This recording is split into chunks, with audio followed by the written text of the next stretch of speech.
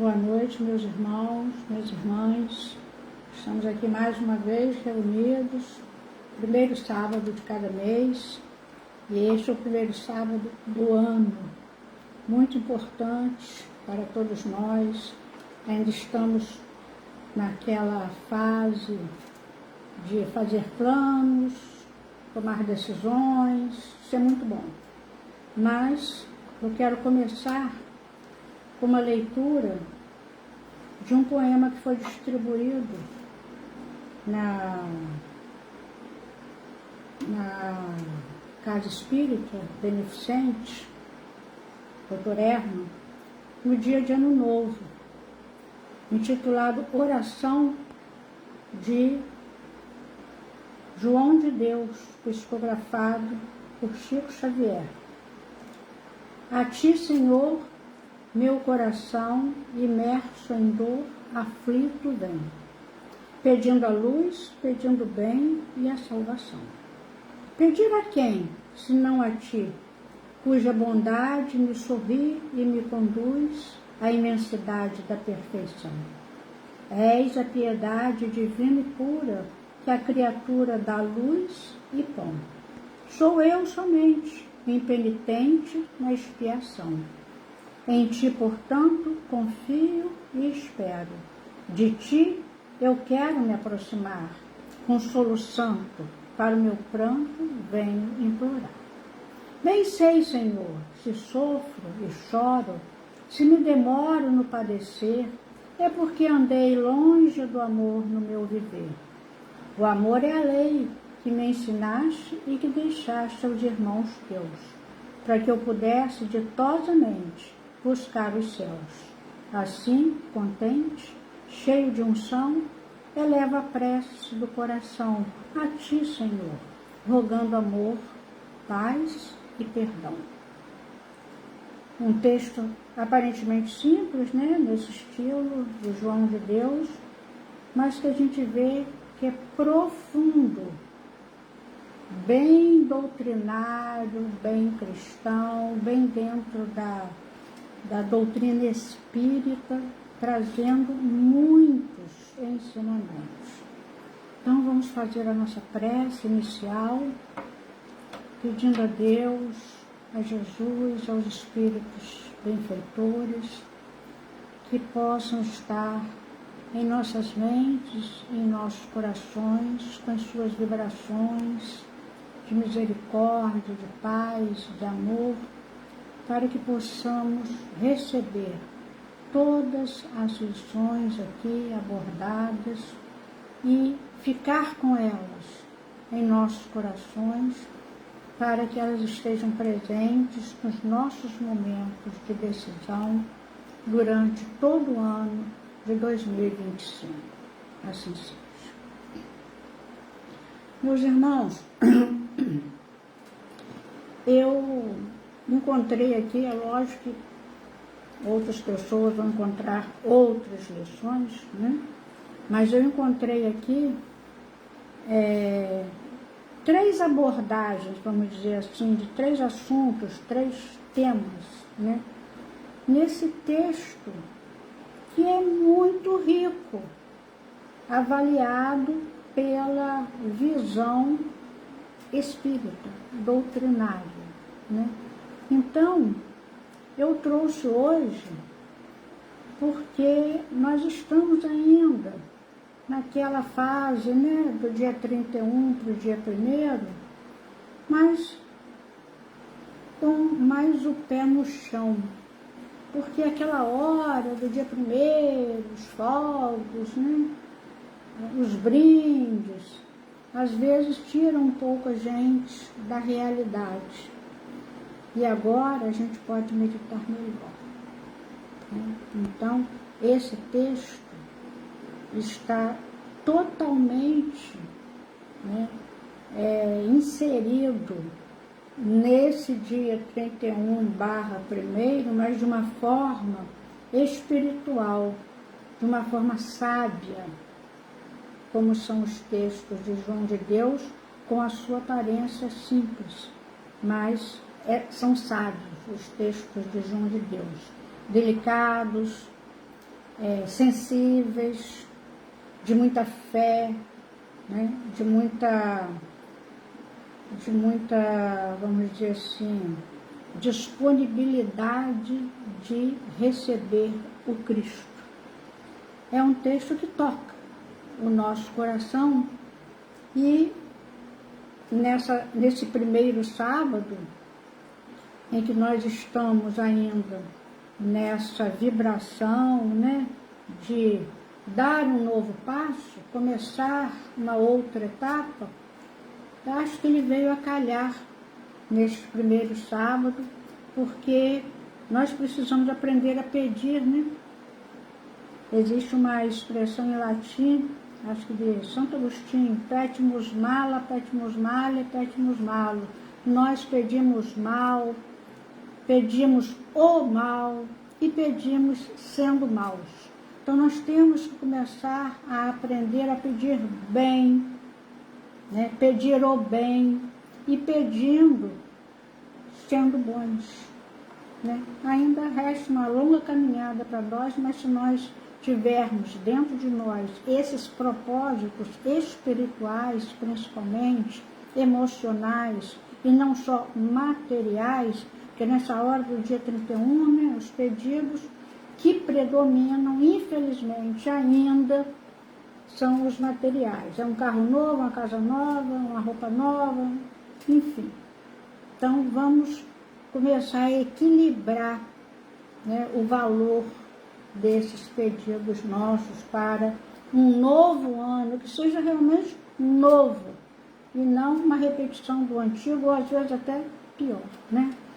Então, eu trouxe como base interpretativa para esse poema Haroldo Dutra Dias, que tem lançado, né, desde 2023, ele começou a lançar um estudo do Evangelho de João.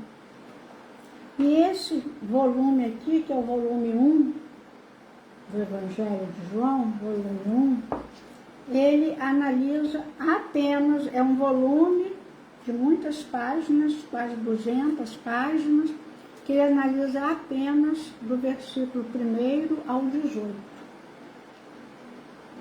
Então, tem muita coisa, né, explicada à luz da doutrina espírita.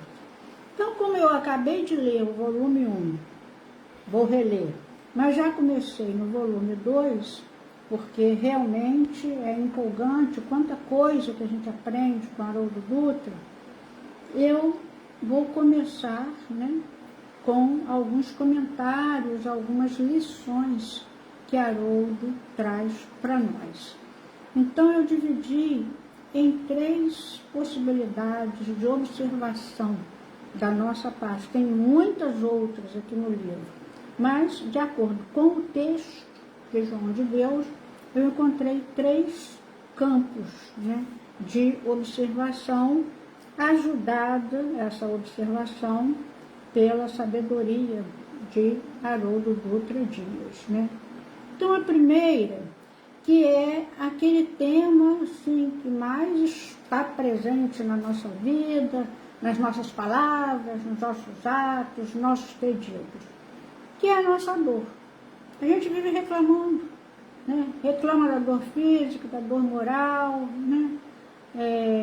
Da incompreensão, às vezes das humilhações que a gente sofre, das injustiças. Então, a nossa dor, porque realmente a gente vai ver por que predomina a dor, né? A nossa dor está muito visível em nós, tanto a material quanto a moral e a espiritual. Então, o primeiro tema que eu separei aqui nessa oração está exatamente na primeira estrofe, né? A ti, Senhor, meu coração imerso em dor. Não é assim que a gente vive, praticamente? Ou mesmo quando a dor não é tão grande, mas a gente acha que está imerso em dor. Aflito vem. Dor, aflição, a gente fica, aí lá em outra estrofe, ele fala, se me demoro no padecer, ó, no sofrimento, no padecimento, né? Depois, aqui o impenitente, sou eu somente o impenitente na expiação. Então, nós sabemos que nós habitamos um plano, um planeta de provas e expiações. Sabemos disso. Então, é por aí que eu vou começar, né? Porque realmente habitamos, merecemos ainda, né? Habitar.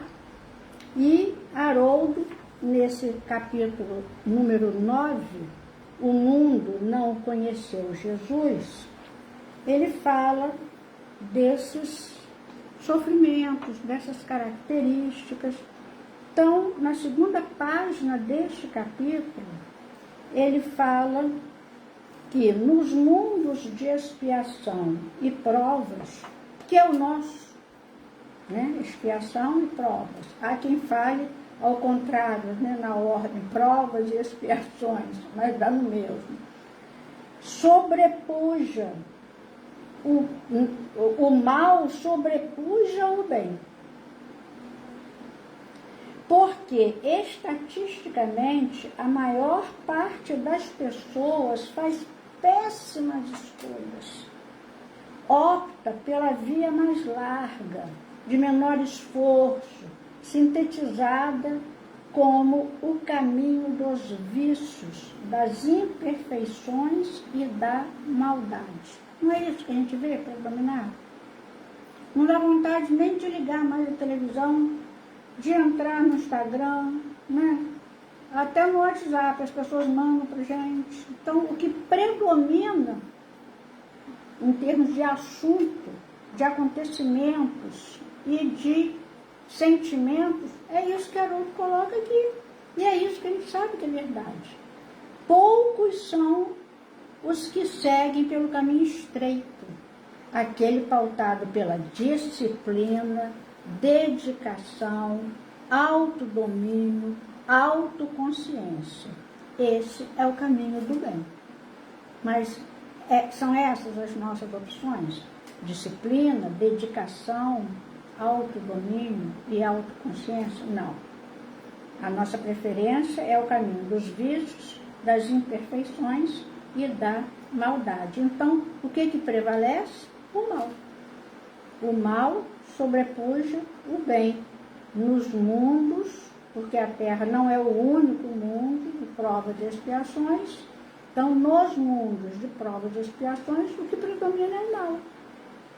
E ele fala, nesses orbes, os seres dotados de razão e livre-arbítrio nem sempre escolhem o melhor, ou seguem o caminho do bem. E toda vez que um ser inteligente faz uma escolha equivocada, sofre as consequências. Eis a expiação.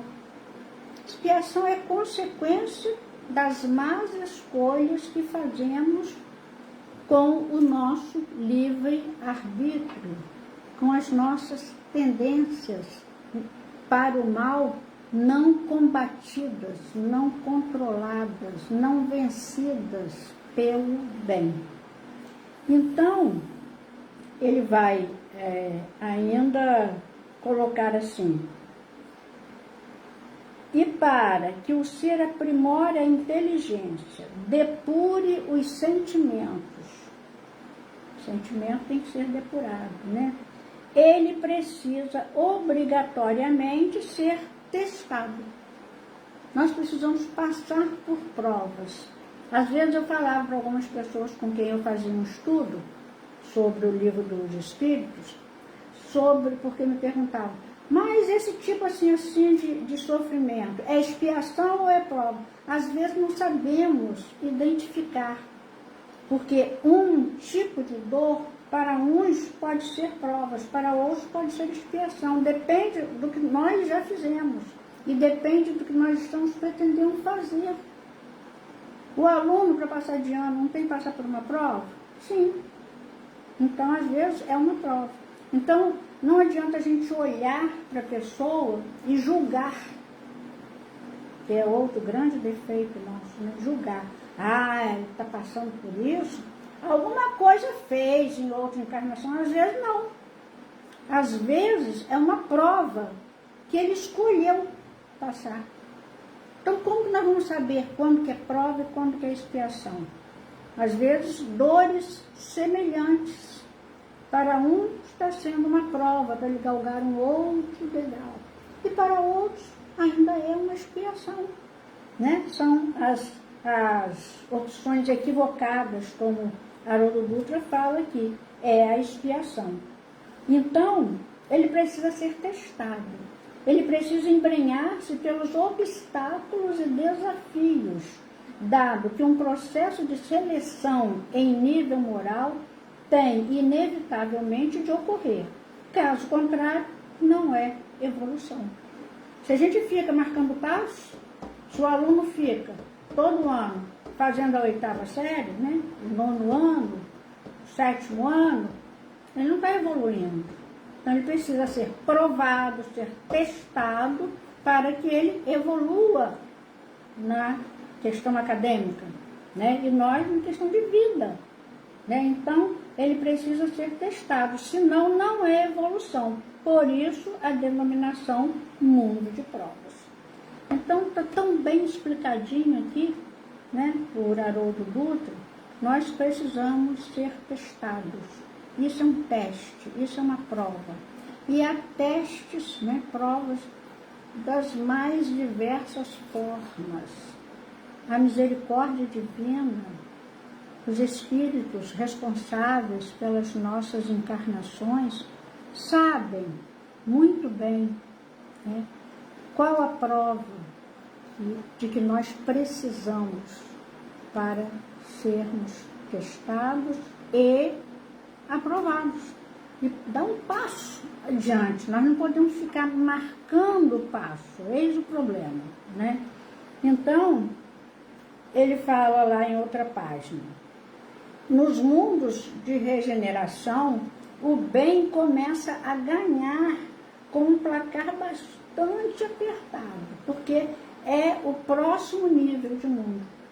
Quando nós passamos do mundo de provas, de expiações, para um outro degrau de mundo, esse outro degrau se chama mundos de regeneração, que é o que nós estamos pretendendo, né? A Terra está em transição, a Terra vai galgar, né, o patamar de mundo de regeneração, se Deus quiser. Agora, depende muito de nós, né? Nossos sentimentos, nossas atitudes, né? Para que, como o Haroldo fala aqui, o bem comece a ganhar com um placarzinho bem apertado, porém com predominância. Passado certo tempo, esses mundos evoluem ainda mais, até atingirem o patamar de mundos ditosos, felizes. Aí é outra história, né? Nem tudo é perfeito, há muita coisa a ser realizada, contudo, nesses mundos, o bem sobrepuja o mal, passa a ser a regra, enquanto o mal cabe a classificação de pequena exceção. Olha que maravilha! Viver num mundo em que o mal é uma exceção. Por enquanto, nós estamos vivendo num mundo em que o bem é uma exceção. Quando uma pessoa faz bem, é notícia. É notícia, porque é uma exceção. Né? Acha um dinheiro, vai entregar o dono, a pessoa que perdeu, entregou o dinheiro. Né? Então, nós estamos ainda num mundo em que o mal é que está vencendo. Né? Mas nós vamos alcançar, né, um dia, né? Então, ele fala que nessas regiões os espíritos se apresentam menos materializados. Então, tudo já vai ficando melhor. E o bem realmente sobrepuja o mal. Então, ele fala que os espíritos gozam de profunda conexão com a divindade, e começam a usufruir de surpreendente felicidade. Então, as pessoas são felizes. A felicidade para a qual todos nós estamos destinados. E depois desses mundos ditosos, né, vêm os mundos celestes. Mas, por enquanto, nós estamos no mundo de provas e expiações. Então, nós estamos aqui analisando esses pedidos, né, de João de Deus, que são nossos também, né?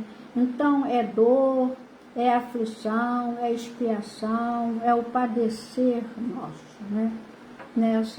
Nesse degrau em que nós nos encontramos. É uma conscientização, né, de João de Deus a nosso respeito, né, na nossa vida. E é bom que a gente observe isso, que a gente analise, em vez de ficar reclamando, que vida horrível que eu tenho, Deus se esqueceu de mim. Não esqueceu, não. Tanto Deus não se esqueceu que Ele enviou Jesus para nos ensinar e para nos salvar. Mas o que nós fizemos com Jesus? Crucificamos, esquecemos e blasfemamos ainda. Blasfemamos. Então, nós sabemos que nós, espíritas, aqui mais particularmente, nós os cristãos sabem que existe uma lei de Deus. Lógico que nós sabemos disso. O mundo não foi feito sem lei. Deus não criou o mundo sem lei. Existe a lei de Deus, né? E, como João de Deus fala aqui, o que representa a lei? Lei com letra maiúscula. O amor. O amor é a lei. Bem sei, Senhor, porque nós conhecemos a lei. Está lá no Livro dos Espíritos. Onde está escrita a lei de Deus? Kardec pergunta, onde está escrito? Né? E os Espíritos respondem, na nossa consciência. Nós conhecemos a lei de Deus. Não podemos dizer que não conhecemos. Nós sabemos o que é certo e o que é errado. Sabemos disso. Então, bem sei, Senhor, se sofro e choro, se me demoro no padecer, é porque andei longe do amor no meu viver. É a nossa consciência. Alguma coisa eu fiz, né? Não tem essa expressão? Eu estou sofrendo tanto, alguma coisa eu fiz, porque agora eu não sei o que eu fiz, eu não me lembro de nada de errado que eu tenha feito a fulano. Mas por que ela me trata assim? Alguma coisa eu fiz no passado. Olha só, a conscientização do erro, da lei, né? Se eu estou passando por isso, é porque alguma coisa eu fiz, né? Então, ele fala isso, o amor é a lei que me ensinaste e que deixaste aos irmãos teus, para que eu pudesse ditosamente buscar os céus. Está tranquilo, está em nós. A lei de Deus, lá começando a ser conhecida por nós, através de Moisés, quando recebeu os 10 mandamentos, foi ainda explicado, né, destrinchado, vamos dizer assim, né, por tantos missionários, acrescida, né, desdobrada. É a lei de amor. É a lei de amor. Amar a Deus e ao próximo. Amar a Deus e ao próximo. Jesus ensinou assim. E um segundo mandamento eu vos dou. Amarás o teu próximo como a ti mesmo. Então, é o amor. Ele é o amor com A maiúsculo. Não é essa condição, esse conceitozinho material, materialista, deturpado de amor que nós vemos aqui na Terra. É o amor de Deus, o amor do Cristo, que veio à Terra. O Cristo que criou a Terra. Criou a Terra. e veio à Terra, encarnou. Ele não reencarnou, que ele nunca havia encarnado. Ele encarnou uma só vez, né? Ele assumiu um corpo humano, sofreu as dores morais, físicas é uma coisa inenarrável. Eu me lembro que o professor Clóvis Tavares, quando falava do sofrimento de Jesus, prestes a ser crucificado, ele falava assim: nós não sabemos, não conseguimos conceber o que Jesus passou na mão dos romanos. O sofrimento de Jesus ainda não alcançamos o que ele sofreu, a crueldade da qual ele foi alvo. O Mel Gibson fez aquele filme, né, A Paixão de Cristo, que, como eu, muita gente não conseguiu ver alguns pedaços. Eu não consegui, né? Então, e é um filme, né? Não sabemos se ele realmente alcançou o que foi tudo. Acredito que não, né? Então, isso é o amor de Jesus por nós, é o amor de Deus por nós. Então, o amor é a lei. A grande lei da vida é o amor. Existem outras leis derivadas do amor. Olha só que coisa impressionante, né? Porque qual foi o objetivo da encarnação de Jesus? Ensinar a progredir, a amar, progredir através do amor, para que nós alcançássemos os mundos celestes, para que nós alcançássemos a verdadeira vida, como ele mesmo fala: eu vim para que tenhais vida, e vida em abundância. O que é essa vida em abundância? Não é essa vida que nós levamos aqui, de jeito nenhum. Então é uma vida de amor, de grande amor, de espiritualidade, de ascensão, né? Então, nós vamos mudar um pouco de capítulo agora, né?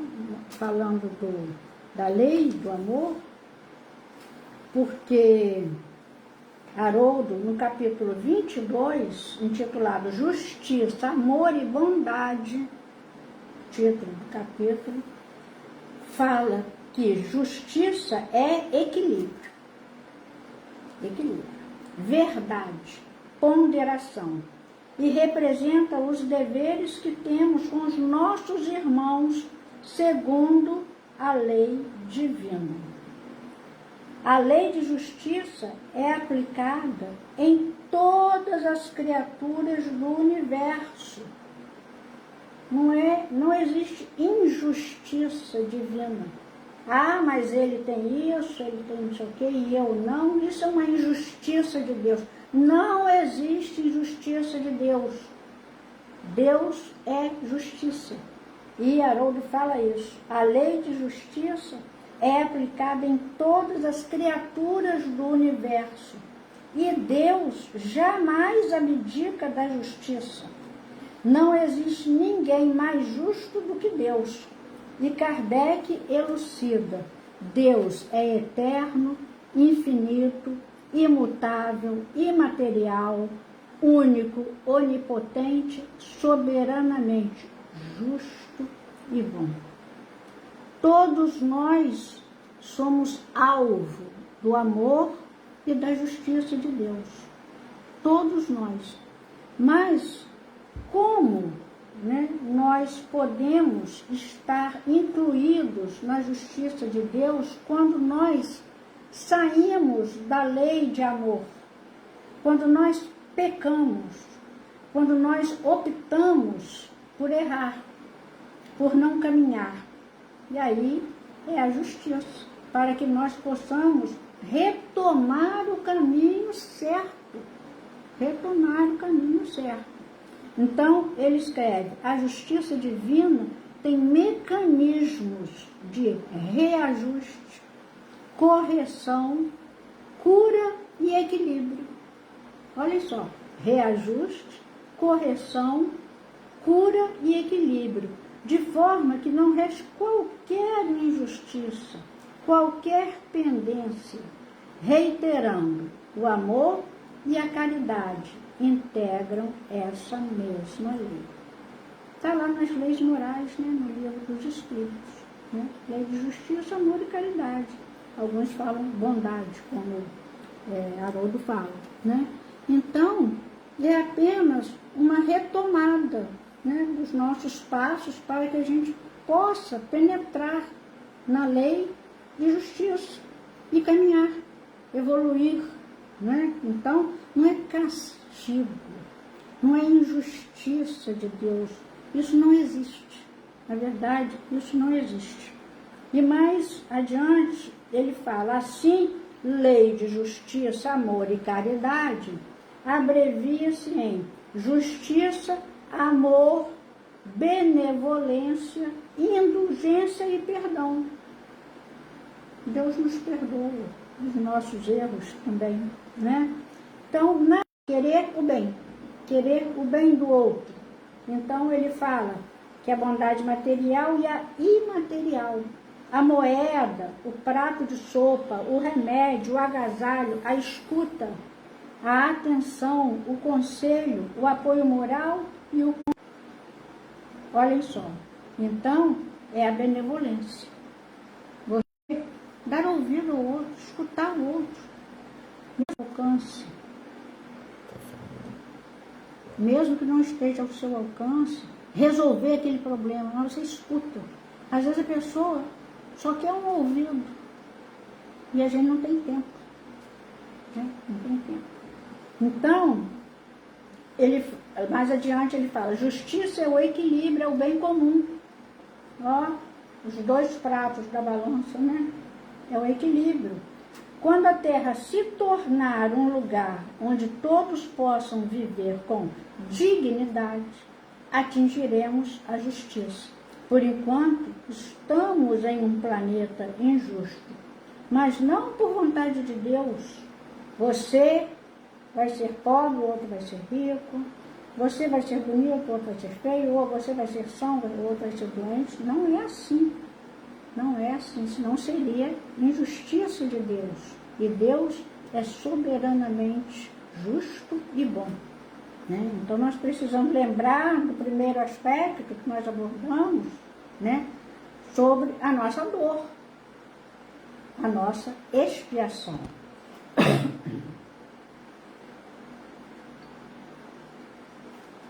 E aí, ao lermos o versículo 17 do capítulo 1, devemos pensar em justiça, amor, caridade, benevolência, indulgência e perdão, sendo Jesus, repetimos, o modelo de todas essas virtudes. Jesus não é o nosso modelo e guia? Está lá na questão 625 do Livro dos Espíritos, né? Quem é nosso modelo e guia? Jesus.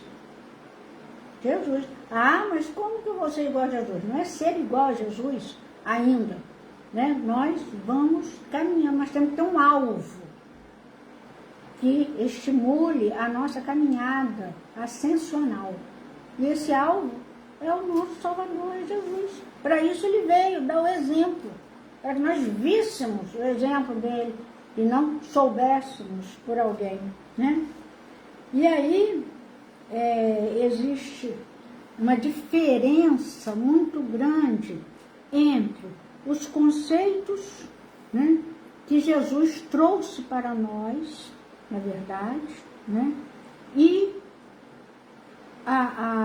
os conceitos que nós escolhemos. Isso é verdade, né? Nós escolhemos seguir o que nós queremos. Às vezes é mais prático, dá menos trabalho, não precisa ler muito, não precisa a gente se esforçar muito, né? Ah, Jesus, deixa para depois. Então, Vai lá, vai na igreja, vai na casa espírita, lá tem ótimas palestras, tem estudo sobre o livro dos espíritos, né? Tem estudo sobre o Evangelho segundo o Espiritismo, sobre o Novo Testamento. Não vou não. Prefiro ficar aqui vendo futebol, dormindo.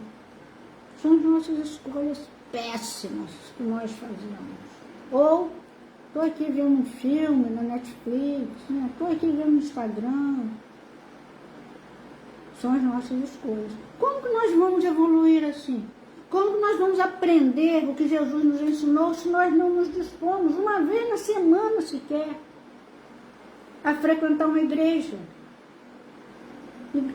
cristã, seja católica, protestante, espírita, qualquer uma que nos ensine a crescer espiritualmente, que nos mostre Jesus.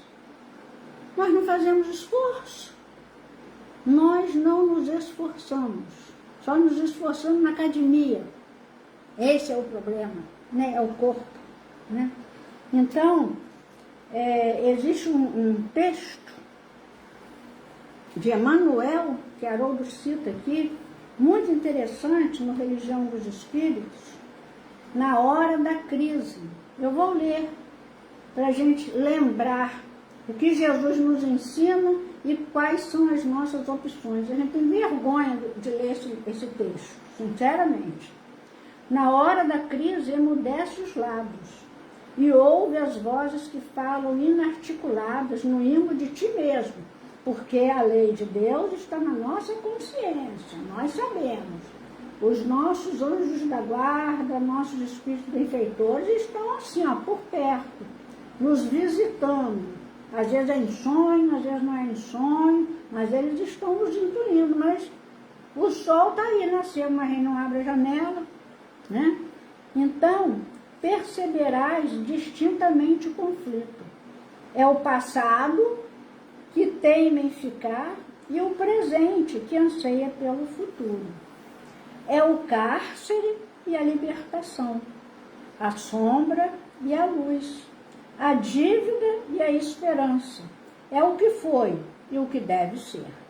Na essência, é o mundo e o Cristo no coração.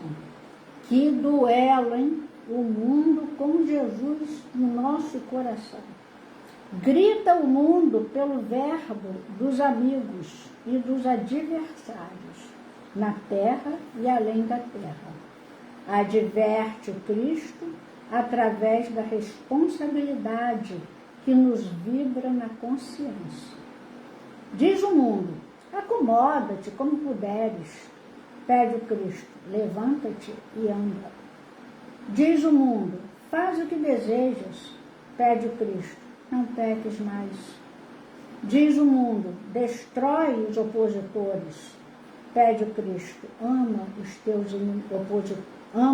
inimigos. Diz o mundo, renega os que te incomodam. Pede o Cristo, ao que te exija 1000 passos, caminha com eles 2000. Diz o mundo, apega-te à posse. Pede o Cristo, ao que te rogue a túnica, cede também a capa. Diz o mundo, fere a quem te fere. Pede o Cristo, perdoa sempre. Diz o mundo, descansa e goza. Pede o Cristo, avança enquanto tens luz. Diz o mundo, censura como quiseres. Pede o Cristo, não condenes. Diz o mundo, não repares os meios para alcançar os fins. Né? Os meios justificam os fins, né? Diz o Cristo, serás medido pela medida que aplicares aos outros. Diz o mundo, aborrece os que te aborreçam. Pede o Cristo, ora pelos que te perseguem e caluniam. Diz o mundo, acumula ouro e poder para que te faças temido. Diz o Cristo, provavelmente nesta noite pedirão tua alma. E o que amontoaste, para quem será? Obsessão é também problema de sintonia. O ouvido que escuta reflete a boca que fala. O olho que algo vê assemelha-se de algum modo à coisa vista. Não precisas assim sofrer longas hesitações nas horas de tempestade. se realmente procuras caminho justo, ouçamos o Cristo e a palavra dele, por bússola infalível, traçar-nos-á rumo certo. E aí, quando Haroldo transcreve esse texto, ele faz alguns comentários, e no final ele fala assim: em face dos dois modelos, o modelo do mundo, quer dizer, o nosso passado, né, o que a gente está viciado em fazer, né, e o modelo do Cristo, o que poderá ser e o que será, nós temos o livre-arbítrio, a escolha é nossa. Olha só, não é injustiça de Deus, nós escolhemos isso, a escolha é nossa. Haroldo, no Evangelho de João, volume 1, né? E aí, caminhando para o final, nós vamos ao terceiro tema, que é o mais importante de todos, que é Jesus, né? Porque ele fala: pedir a quem, senão a ti, Senhor, né? A ti, Senhor, portanto confio em ti, portanto confio e espero, de ti eu quero me aproximar. Como que a gente se aproxima de Jesus? Como? Né? A ti, Senhor, termina assim, né? Rogando amor, paz e perdão. E aí, nós vamos para o último tema da noite, né? Que é Jesus, o mais importante de todos. E Haroldo colocou Jesus aqui nesse capítulo 8, intitulado A Luz que Ilumina Todo Homem. Todos nós somos iluminados pela luz de Jesus. E ele vai na raiz. Ele vai lá em Gênesis, dizendo, Deus, escrevendo, Deus disse, haja luz. E houve luz. Então, isso está, né, no capítulo 1 de Gênesis. Deus disse, haja luz, e houve luz. E entenderemos melhor esse capítulo, né, já que o sol, a lua, as estrelas foram criadas somente no 4º dia. A luz foi criada no 1º dia. Que luz é essa que foi criada no 1º dia, antes do sol, das estrelas, dos demais sóis, das demais constelações, dos demais sistemas solares? Essa luz é Jesus, o Cristo planetário, o co-criador em plano maior, que executou o plano de Deus. Jesus criou a terra. Jesus criou a terra. Ele não evoluiu na terra, porque ele criou a terra. Quando a terra foi criada, ele já era o Cristo.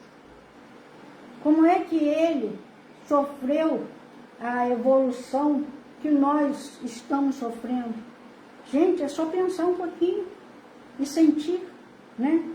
Jesus é o Cristo, é essa luz. Ele até cita Roberto Carlos aqui, que tem uma música que fala assim, essa luz só pode ser Jesus. Haroldo Dutra cita Roberto Carlos, que realmente está muito doído, né?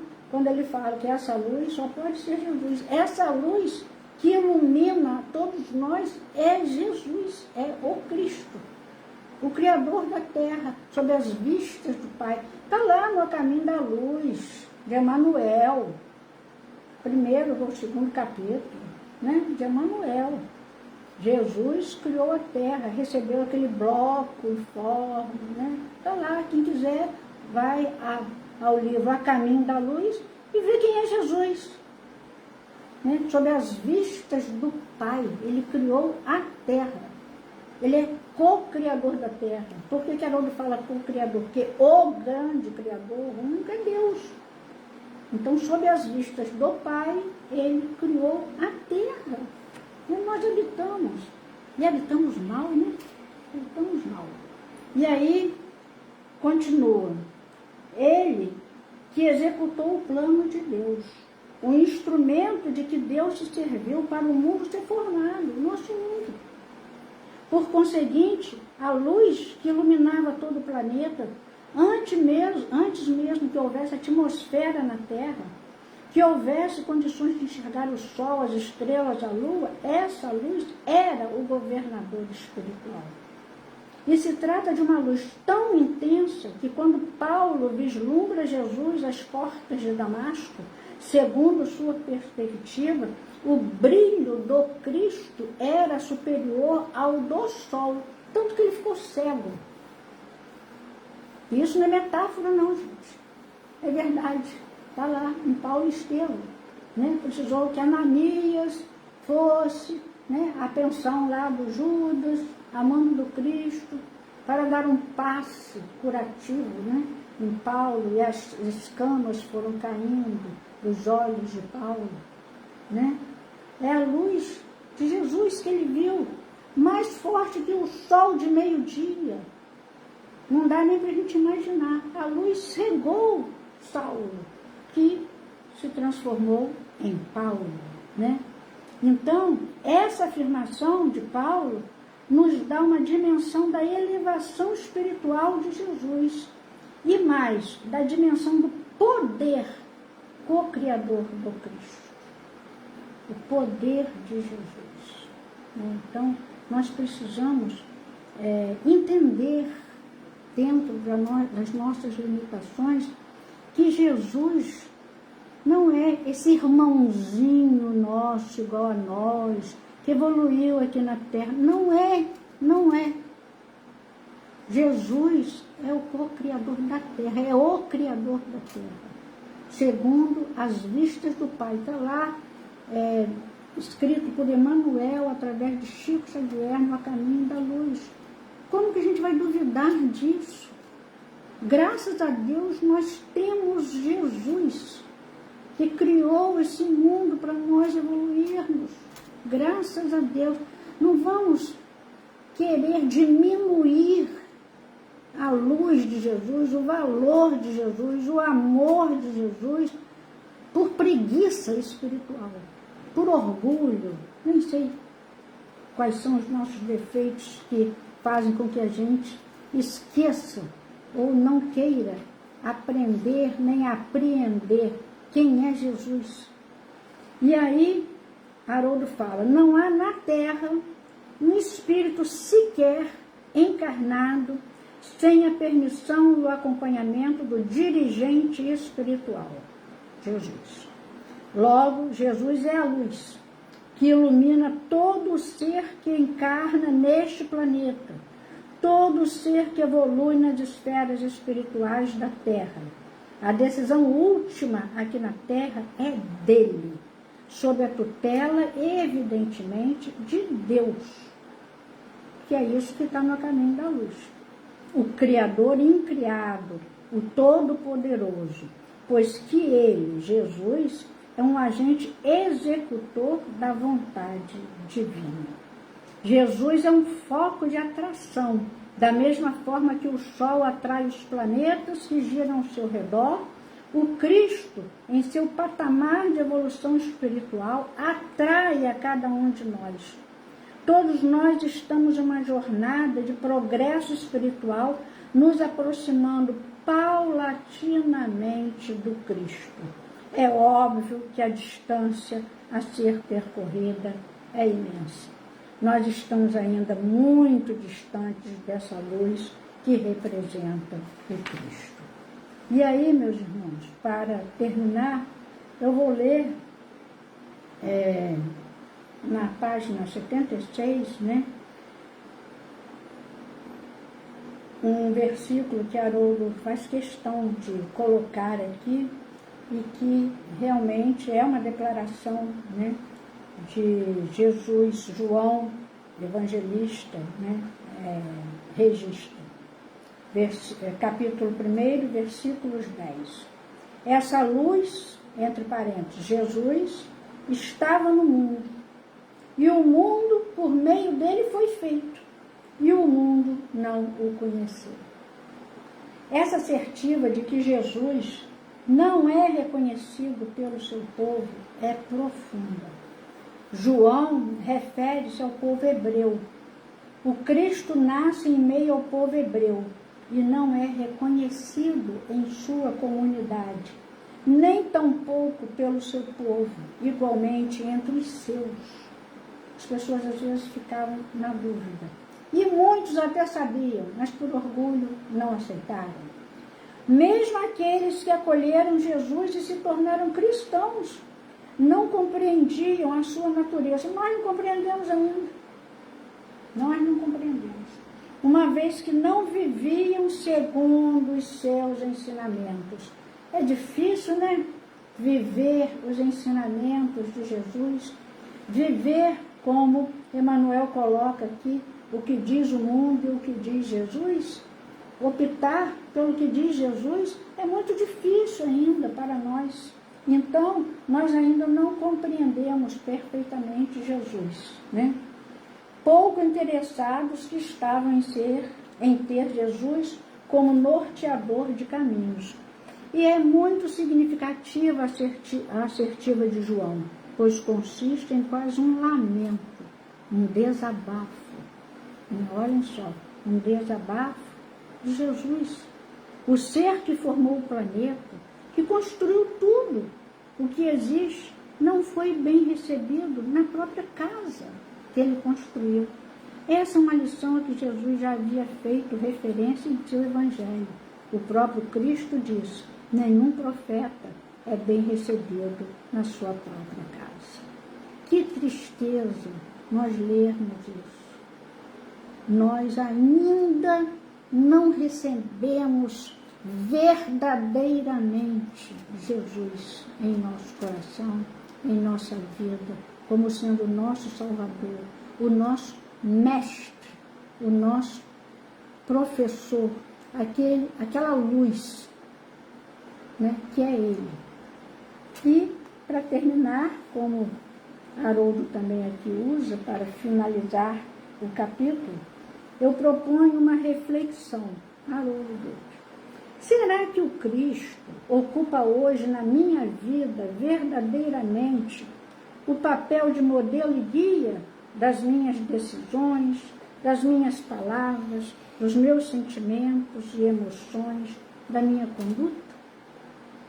É uma pergunta que Haroldo faz.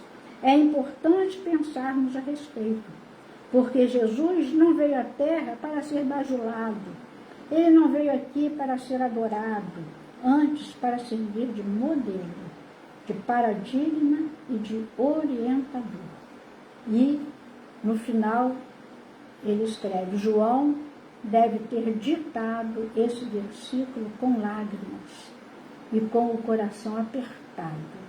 E essa lição preciosa, deixada por João Evangelista, permanece para todos nós até hoje. Então, meus irmãos, essa é a reflexão do primeiro sábado de 2025. Será que nós não podemos mudar um pouquinho a direção dos nossos passos e começar a pensar em seguir os passos de Jesus? Vai ser atender aos objetivos do Cristo. Ele veio para isso, para que nós seguíssemos os seus passos, né? Então, que Ele nos abençoe, que Ele nos fortaleça, que nós tenhamos essas perguntas dentro do nosso coração, da nossa mente, para que tenhamos um ano mais leve intimamente.